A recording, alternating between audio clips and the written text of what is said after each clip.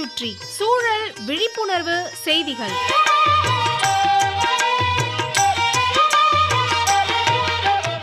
அன்புள்ளம் கொண்ட சிவரஞ்சனி மேடம் அவர்களுக்கு மாணிக்கம் எழுதும் மடல். நலம் நலமறிய ஆவல். நீரின்றி அமையாது உலகெனின் யார் யார்க்கும் வானின்று அமையாது ஒழுக்கு. வள்ளுவர் வாக்கிது. நீரானது பூமியில் ஆறுகள், ஏரிகள், நீரூற்றுகள் என பல வடிவமெடுத்து பின் கடல்ல கலக்குது. குடிநீர், சுகாதாரம், உணவு உற்பத்தி, தொழிலகங்கள்னு பல இடங்கள்லையும் பல விதங்கள்லையும் தண்ணீரின் பயன்பாடு இருக்கு. நிலத்தடி நீர் பூமியின் அடியில் பாறைகளுக்கு இடையே, மணலுக்கு இடையே நிறைய கிடைக்குது. ஆனால் நிலத்தடி நீருக்கு முக்கிய ஆதாரம் மழை தான். நிலத்தடி நீர் அதிகரிக்க மழைநீர் சேகரிப்பு தான் ஆதாரம்.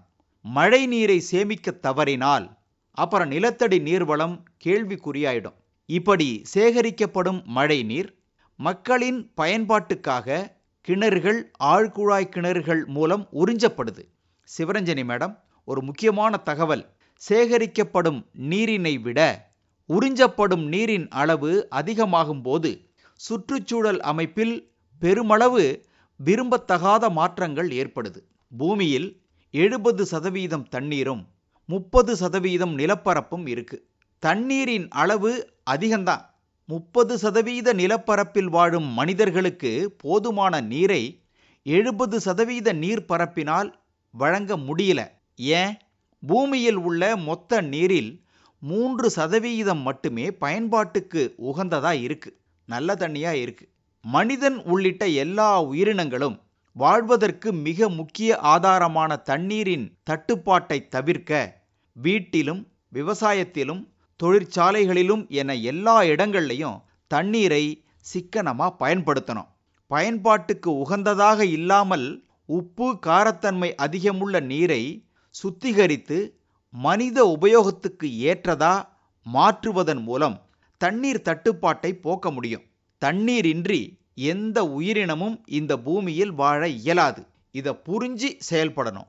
எப்போதெல்லாம் மழை பெய்யுதோ அப்போதெல்லாம் மழை நீர் கடலுக்கு போகாமல் நம் இடத்திலேயே பிடித்து வச்சுக்கணும். நமது பூமிக்குள் இறங்குற மாதிரி பார்த்துக்கணும். மழை என்றால் இப்போது எல்லோருக்கும் பிடிக்குது. மழை பெய்யும் போது உண்டாகும் மண் வாசனை அனைவரையும் ஈர்க்கிறது. சிவரஞ்சனி மேடம், உங்க ஊர்ல கோடை மழை பெய்யுதா? பெய்தால் உடன் உங்க நிலத்தை சரிவுக்கு குறுக்கா உழவு ஓட்டி வைங்க. அடுத்த மழையின் ஈரத்தை இது பிடித்து வைத்து கொள்ளும். தூறல் என்றால் புல் மட்டுமே நனைவது. சாரல் என்பது மண்ணுக்குள்ள ஓரளவு தண்ணீர் போகும். மழை என்பது ஓடையில் நீர்ப்பெருக்கு இருக்கும். பெருமழையினால் நீர்நிலைகள் நிரம்பும். அடைமழை என்றால் ஐப்பசியில் பெய்வது. கனமழை கார்த்திகை மாதத்தில் பெய்வது. விஞ்ஞானம் வேறு மாதிரி விளக்குது மழை பற்றி. மழை பொழிவினை செவி அல்லது பதினு என்ற முறையில் நமது முன்னோர்கள் கணக்கிட்டார்கள். இது 10 மில்லிமீட்டர் அல்லது 1 சென்டிமீட்டருக்கு சமமானது. ஆக எத்தனை பதினு மழை பெய்திருக்குன்னு தெரிஞ்சுக்கிட்டு முதல் உழவுக்கு தயாராவார்கள் நமது முன்னோர்கள். எது எப்படி இருந்தாலும் மழையின்றி மனிதனால் காலம் தள்ள முடியாது. எனவே மழையை வரவேற்போம்.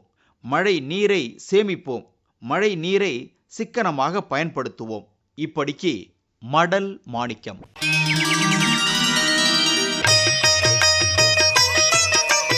நம்மை சுற்றி சூழல் விழிப்புணர்வு செய்திகள் கேட்டீர்கள்.